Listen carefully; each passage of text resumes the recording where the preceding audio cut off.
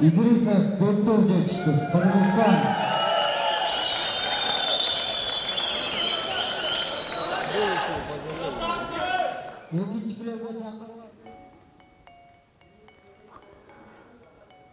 Урматтуу телекөрүүчүлөр, бүгүнкү биздин көрсөтүүбүздө ушул Азиянын чемпиондугун багындырган биздин мекендешибиз Бектур Ыдырысов тууралуу болмокчу. Анда эмесе ушул жердеги ийгиликтериңи алгач көрсөтүүнүн башында телекөрүүчүлөргө тааныштырып баштасаң. Анда эмесе сөз сенде. Ушул сизден баштасаң. Ассаламу алейкум. Бул Дели шаарынын, Индиянын Дели шаарынын Азия чемпионаты өттү боевой самбо боюнча. Ошол жерге барып, Кыргызстан сборный болуп бардык. Барып 82 килограммда чемпион Азия болдук. Ошол жерге барып, Дели шаарында. Канча өлкөдөн катышты? 26 мамлекет катышты. 26 мамлекеттин арасынан өзүмдүн весимде 82 килограммда чемпион болуп келдик. Ага чейин бул жакта да тандоо туру ошондой. Ошо Киргизия берде биз 2 айча даярдандык. 2 ай болду, 2 ай даярданып, 2 ай сбор, 1 ай сбор кылып, 1 ай залда иштеп, агайлар менен иштешип, барып ийгилик менен кайттык Кыргызстанга. Алтын медалды алып, Индиядан кайтып келдик. Кандай болду анан алтынды алып атканда? Жакшы болду, өтө жакшы болду. Кыргызстандан барып чет мамлекетке чыгып алтын алган өтө жакшы экен. Кыргызстан желегин желбирет дегенде, Кыргызстан гимнин ырдаганда ыйладык. Ошол жерде туруп кадимкидей ыйлайт кезин сүрү башка экен. Чет мамлекетте ырдаткан бул өтө жакшы экен. Кыргызстан. Буга чейин болдубу ушундай абал? Буга чейин жок болгон эмес. Бирок илешкем 3-кө. Анан 3-кө илешип бирок ырдаткан эмеспиз да. Демек мунусунда башкача сезимдер болду. Мунусунда башкача сезимдер болду. Эми ушундай жогорку ийгиликтерди багындырганда адамда мындай жоопкерчилик көбөйөт да. Сен сездиңби ошону? Ооба, сездим өтө. Кече ошо мирге барабыз деп мирде кичине травма болуп калды. Байланыштуу башка бала кетти. Ал бала барып ийгилик менен келди, ол экинчи месте алып келди. Мен травма алып калып кичине ошо калып калдым. Кудай кааласа эртең кетип атабыз эмеге. Кубок Назарбаевка, Казакстанга. Ол өтө чоң турнир, ол өтө көп мамлекет келет. 100дөй мамлекет келет. Ошонун арасынан Кудай кааласа эми бирди алабыз деп ниет кылтабыз. Жаштыгымда ошо спортко кызыгат элем. Машыгып жүрчү элем. Эмеде училищада окуп, училищанын биринчиликтеринде, областнойлордо армияга бардым, армияда да күрөштүм. Ушу балдарым менен ушу спортко өзүм спорт жакшы көргөн үчүн ушу балдарым менен спортко тарттым. Жакшы жүргүлө, спорт менен машыккыла, арак ичпегиле, папирос чекпегиле, тамак тартпагыла деп. Көчөдө ушташпай, жакшы жүргүлө деп ушу насааттарымды айтып. Көп мактабайм, жакшы эле азыр. Мактасам болбойт эми. Ичимде сүйүнөм, бирок чыгай сара албайм. Себеп дегенде көп эле мактаган болбойт балдар. ошол мен өзүм ошо тарбия берип ошо. Бул жерде эми дагы бир медалдарың аябай көп экен негизинен. Бир дагы bundan башка экөөнү тааныштырып өтсөң да, кайсы жактан алдың? Бул мен мындай эсте калгандарыңчы? Мен эсте калган бул Тажикстандан өткөн. Тажикстандан бул мен бир боевой сам эмес, кикбокска барат элем. Кикбокста тренировка кылгам. Кикбокста барып 2 болуп калгам Тажикстандан. Тажикстан чемпионатынан өткөн международный турнирден 2 болуп калып, ошо 2 болуп ушу эсте каларлык болгон. Бул да мен көбүнчө тажик балдарга түшкөм. Тажиктер өтө күчтүү келет. Анан өтө чыдамкай келишет. Ошого жакшы урушуп, травма аркылуу 2 болуп калганбыз. Мен ушул жерде бир суроо бергим келип атат да. Мисалы, сен өзүң негизи кайсыл спорт менен тренировка кыласың? Негизи мен азыр 2017-18ден бери боевой сама менен кылам. Ого чейин эрежеси эруш менен кылып, одон мурун кичинекейимде кикбокс менен кылчумун. Агайым кикбокс менен кылып, биринчи баштаганда кикбокс менен баштагам. Кикбокстан жаштар аралыгында чемпион болгом, Кыргызстан чемпионаты болуп. Ошодо бирди алгам. Айтайын дегеним эми бул эрежесиз эр уруш, боевой самбо деген мындай чынын айтканда бул мындай туруктуу спорт дештен дагы мындай тартынасың да. Мисалы кикбокс же болбосо бокс, эркин күрөш булар тарыхы бар бир чоң спорттор атайын өзүнчө. Анан эрежесиз эр урушка сени ким өткөрдү, ким түткү болду ушуга? Эрежеси эр урушка мен өзүм бир тууган акам эрежеси эр урушка түшөт. Анан ошол айткан, бир түшүп көр, өзүң сынап көр деп. Анан биринчи түшкөнү жаккан. Биринчи Өзбекстан менен урушкам. Өзбекстан менен урушуп, игилтүүнү JFC'де урушуп кубок алгам. Кубокты алып, JFC'де урушуп кубок алгам. 2-3 жолу уруштум. 3 победам бар. Анан кийин агайларым азыркы Исамидинов Нурбек деген агайым бар. Анан Замир агай деген агайларым бар, 2 агайым. Экөө өтө жакшы. Жакшы агайлар кеңешин берет. Агайлар аркылуу биз көптөгөн игиттерге багындырабыз. Агайлар сен мындай өзүнүн ошибкаларды айтып турат. Ошо ошибкаларга карап иштейбиз. Анан ошодо дайырлайт, таптайт дегенде. Ишкеман айылынын айыл башчысы тарабынан дейбизби, деги эле мамлекет тарабынан кандай жардамдар болду? Эми чет жактарга барып келүү үчүн деле бир чоң каражат талап кылат да. Мен көбүнчө спонсор алып барганы белет, ояк буякты көбүнчө мен айыл өкмөтүм кичине жардам берди, кече кетип атканда жардам берди. Көбүнчө командирим жардам берет. Командирим Кожобеков Равшан деген командирим бар. Өзүм спецназда иштейм, Жалал Ата Шумкарда. Ошодо иштеп Кожобеков Равшан деген агайым командириме рахмат, чоң рахмат. Ошо полный каражаттар көтөрүп берет. Ата-энеме рахмат, ата-энем бар, биз ушул деңгээлге чыгып атабыз. Ата-энеме миң калла шүгүр. Бир тууган агаң айтып калды да азырчы. Ошол турнирлерге барганда жаш эле, анда жакшы мындай спортту түшүнбөйт эле, баягы жеңилип калганда ыйлап жиберет эле дейт да. Көптөгөн ыйлайт элем. Мен ар турнирге барганда утулуп калсам ыйлайт элем. Ыйлап мен качан чемпион болот экенмин деп ыйлап. Көбүнчө кикбокско барат элек, кикбокста ошо утулуп калат элем. Чындыгына келгенде биринчи чыккан утулуп калат элем. Анан кийин ыйлап, жаман ыйлачумун мен утулуп калсамчы. Кийинкисине сөз утам дейт элем, бирок Куда калса кийинкисине утат элем.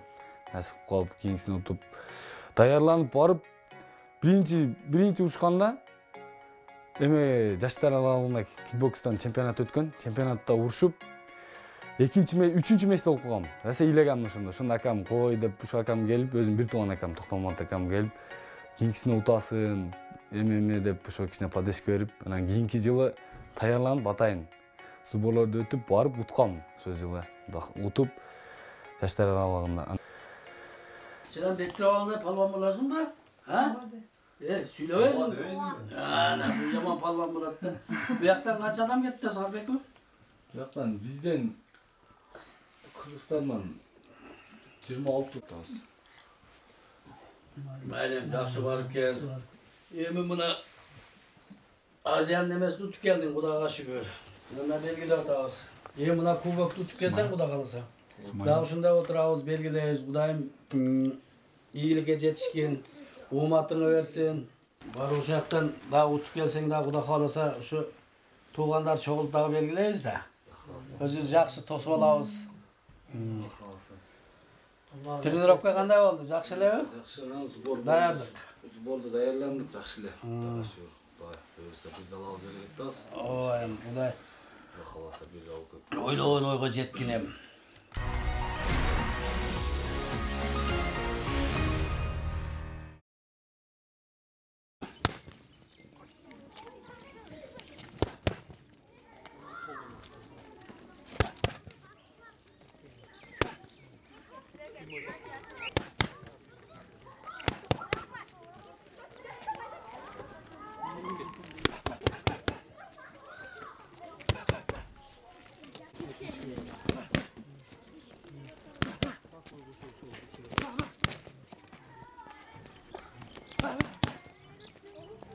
Kanımızda бар екен. Атам жаштығында күрөшүп жүргөн. Ошо атаман кийин ушу мен күрөшүп, эмеде жүрдүм. Анан өзүм жетелеп, өстүрүп, ошентип эме алып жүрдүк. Азыр жаштыгында өжөр эле. Жаштыгында өзү кайтпайт эле эмелерден. Анан бир турнирлерге алып барып, уруштуруп эме кылсаң, анан баягындай болот эле да. Кичине бул түшүнбөйт эле онча. Анан судьялар эме кылып койсо, ыйлайт эле. Беркиге уттуң деп эме кылып койсочу, башка соперник уттуң деп эме кылса, бул ыйлайт эле. Ушу жаштыгынан өжөр, мындай эме эле. Анан кийинки турнирлерге жакшы даярданып, жаштыгынан эле. Бул ийгиликтер өзүнүн эмгекчилдиги, өзүнүн бир эмеси, анан атамын насааты, ушинтип биздин эме менен ушинтип жетти ийгиликтерге. Кудай калса, бунун астын эми эртең 28-29 Казакстан кечет. Кубок Назарбаев эмеси болот экен, кубогу. Ошого барып урушуп келет, Кудай каласа.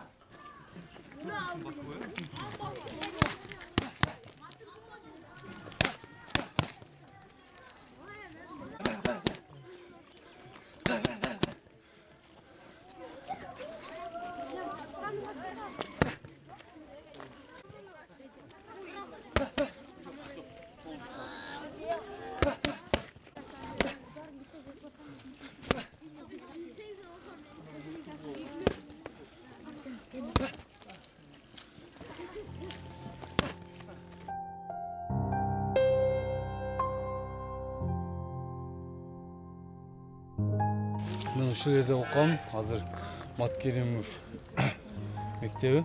Мурда Сверлов эле биз окуп атканда. Азыр аты өзгөрүлүп. Ушул жерде биринчи класс менен ушул жерге келгем, ушул жерде окуп, ушул жерде чоңоюп, ушул жердин эжекелерден талим тарбия алып, чоңоюп, ушул жерде ушул таза абада чоңойгонбуз айылда эле. Ушул жерде тренировка кылат элек.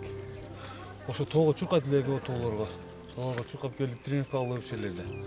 Анан ушу залга бар эле, залга барып тренировка кылат элек. Көп балалыгым ушул жерде өттү. Ушул жерден 11 класска чейин ушул жерде чоңоюп ушул жерде өстү, ошо айылда. Андан кийин ошо ишке кирип ушундай командирим условия коюп түзүп берет. Биракта ишти ham алып кетебиз, условия коюп берет, условия эме кылып. Анан биздин онун үстүнө спецнастардын көп учуру спорт менен өтөт да. Ошого шарт бар, Кудайга шүгүр. Ооба, тандалгам. Армияга бара элек деле спецназ болом деп айтчумун кичинемдечи атамдарга. Атамдар койчу дейт эле. Кой балам, башка эле иш десе. Жок, мен Кыргызстандын коопсуздугун карайм деп, кылмыштуулукка каршы күрөшөм, Кыргызстан жакшы жашасын деп аракет кылабыз дейт элек.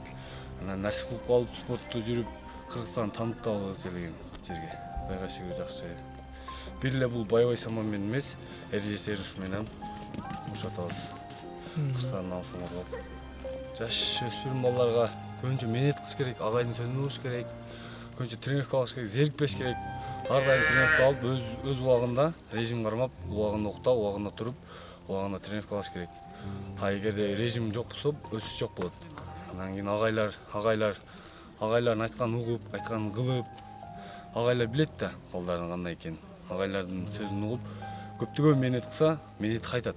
Мен дам кичинемде аракет кыла берчүмүн, ушу көрүп, мен да чет мамлекетке барып чемпион болуп келсем экен деп. Кудайга шүгүр, берди Алла таалам. Кудай калса мирге барабыз деп ниет кылабыз.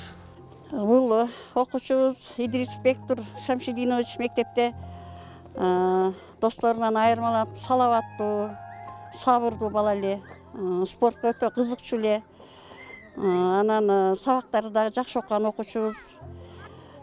Ушундай биздин кичинекей жөнөкөй мектептен мындай дүйнөнүн, Азиянын чемпиону чыгат деп эми кичинекей кезде бала мектепте окуп жүргөн мезгилде андай ой болбойт экен эле. Кийин анан шыгына карап кете берет экен окуучулар делечи. Биз дагы мына мектеп коллективи, эжекелер, агайлар биздин мектептен, ушу кичинекей мектептен дүйнөнүн ар тарабынын мелдештерине катышып, Кыргызстандын желегин дүйнөгө таанытып, биздин окуучубуз ушундай элдин кызматына жараган окуучу болгонуна биз мугалимдер коллективи ар дайым сыймыктанабыз жана колдойбуз, колдой беребиз. Балам чет жактара кеткенде өзүмчө толкунданып, ушул дуа кылып турабыз. Ары отурганда топтолуп, ушул балам биринчи орунду алып келсе экен, Кыргызстан гимнин ырдатып, ушу алдыңкы орундарды алып келсе экен деп кыжаалат болуп, тез дуа кылып турабыз. Толкунданып, ыйлаган күндөрүбүз ham болду. Кечеги ушу Индияга барып келгенде, көп толкундандык деп ойлойм. Каршы болбойм, мен балдарым баардыгы спортко катышып үйрөнүп калганбыз. Бирок ушу көздөр көгөрүп кичине ичибиз ачышат эменебиз да. Бул бала жашынан эле ушул эстүү жакшы бала болуп чоңойгон. Азыр күндө ушул Кыргызстан өкмөтүнүн сыймыл болуп, ушул режиссер биринчи орунду алып келе жатат. Бул бала ушул кичинесинен эле өзүнүн ишенчтери менен, өзүнүн күчү менен ушул даражага жетти. Ушундай балдар биздин айылыбыз сыймыл болуп эсептелет. Себеби деген ушул балдарды көрүп, биздин жаштарыбыз дагы ушул балдарда болобу деп кичинесинен ушу тренировка кылган балдар көбөйүп атат. Чемпион мирди уруп, көптөгөн ийгиликтер багындырып спорттон. Анан Кудай кааласа министр болуп атабыз эми, өзүнүн иши менен секин көтөрүлүп, ошо биз дагы министр болсок деп ниет кылып, Кудай кааласа деп жүрөбүз. Иш менен кетебиз эми, Кудай кааласа. Кыргызстан желегин желбиретип, мирди утуп, Кудай кааласа көптөгөн ийгиликтерди таанытып, анан кийин Кудай кааласа мирди утсак байбайсам менен, анан эрежеси эришип өтөм. Бу жерден таанытып, Кудай кааласа секин болот. Спорт менен кыйын бирок жашаганчы. Бизде көбүнчө спонсор жок, чет мамлекетте бар, бизде жок. Биз мисалы үчүн өзүбүздүн чөнтөгүбүздөн барып келебиз, өзүбүз эме кылабыз. Бирок кыйын да, жашаган өтө кыйын. Спортсмен өзү только тренировка кылса, иш калып кетет. Көптөгөн күчтүү балдар бар. Тренировка кылып, анан көбү тиричиликке деп киришип кеткен балдар көп да.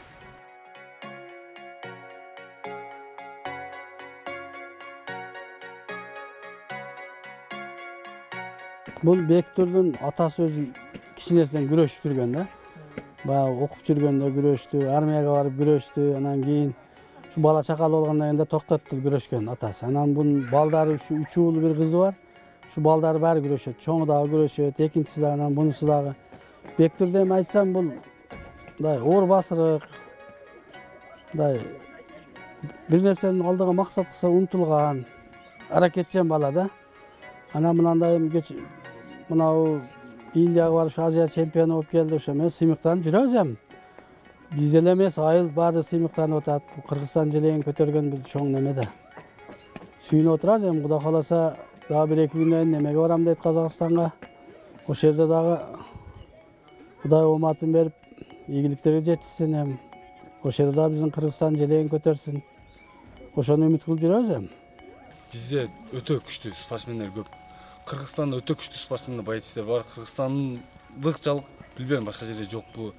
Бирок бизде каражат маселеси сал кыйынлык үчүн балдар көптөгөн немеге чыкпайт. Бирок жакшы чыгып атат бизден эмеле. UFC'ге чыгып атат, ушканда мирдин чемпиону болду. Боебойсам болгон грекин вольниктерди чемпион болуп атат. Жакшы эле бирок результат бар да. Кыргызстанда.